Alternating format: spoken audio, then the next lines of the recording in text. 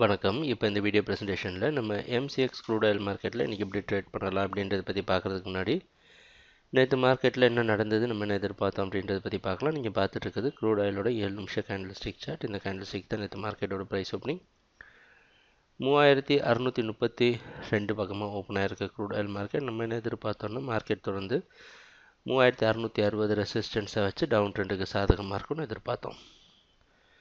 Open ஆனதுலேருந்து market ஓரளவு 3620 support எடுக்க முயற்சி செஞ்சு இறுதியாக அதை உடச்ச உடனே நம்ம எதிர்பார்த்த மாதிரி சரிவை சந்திச்சு 3579 க்ளோஸ் ஆகிருக்கு.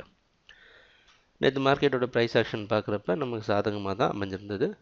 மார்க்கெட்டோடைய நேற்று லோ கீழே க்ளோஸ் ஆனது இன்னும் டவுன் ட்ரெண்ட் மார்க்கெட்டில் தொடரும் அப்படின்றத குறிக்குது.